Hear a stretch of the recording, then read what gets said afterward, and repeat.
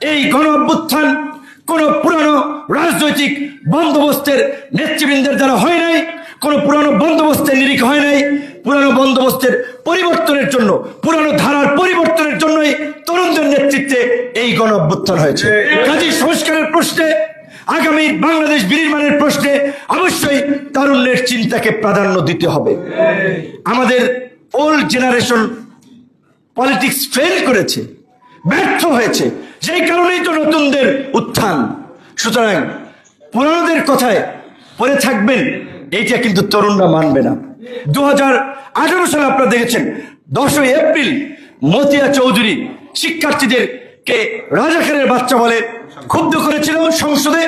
ঠিক একইভাবে দেখেন আল্লাহর কি নির্মম পতনের এই হাসিনার জন্য লিখে দেওয়া ইতিহাস, যে আপনার এই 2024 সালেও এই 14ই জুলাই যখন শেখ হাসিনা শিক্ষার্থীদেরকে রাজাকারের বাচ্চা বলে আবারও তিরস্কার করলেন, আবারও অপমানিত করলেন, সেই প্রতিবাদের লেলিহান শিখাই সারা বাংলাদেশে ছড়িয়ে গেছে।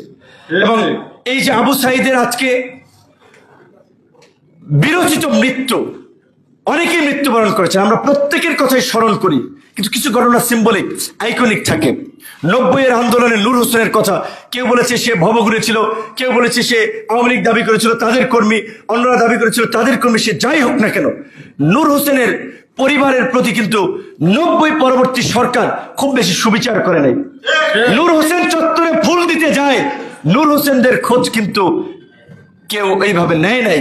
তো আজকে আমি সময় টিভিতে আবু সাঈদের বাবার একটা ইন্টারভিউ কমেন্ট শুনেছি, কবেকার ডেটটা দেখি কিন্তু সময় টিভির পেজে দেখেছি, যে বলেছে তারা ওইভাবে রাষ্ট্রীয় সহযোগিতা পায় নাই। যেই আবু সাঈদের মৃত্যুকে কেন্দ্র করে এই ছাত্র আন্দোলনের দাবানল সারা বাংলাদেশে ছড়িয়ে গেল, একটা রেজিমের পতন হয়ে গেল, সেই আবু সাঈদের পরিবার এখন পর্যন্ত এই আক্ষেপের কথা বলে, তাহলে এই অভ্যুত্থান পরবর্তী সরকার এবং অভ্যুত্থানের নেতা, আমরা নেতা ছিলাম কিন্তু আমরা তো সরকারে নাই, দায়িত্ব সরকারের, কেন আজকে তাদের কণ্ঠে এই আক্ষেপ থাকবে? পরিষ্কারভাবে বলছে, আজকে মুক্তিযোদ্ধাদের আমরা দেখছি ভুয়া মুক্তিযোদ্ধা, মুক্তিযুদ্ধ করে নেয় তারা মুক্তিযোদ্ধা, ভুয়া ভাতা নেয়, সুযোগ সুবিধা নেয়। এটা আমাদের জন্য লজ্জাজনক। আজকে এই জুলাই যোদ্ধা নামে, জুলাইয়ের নামে, আপনার জুলাইয়ের আন্দোলনে ছিল না, পত্রপত্রিকায় তো দেখলাম এই আপনার ছিনতাই করতে গিয়ে মারা গেছে, তার নাম এই তালিকায় আসে। কিংবা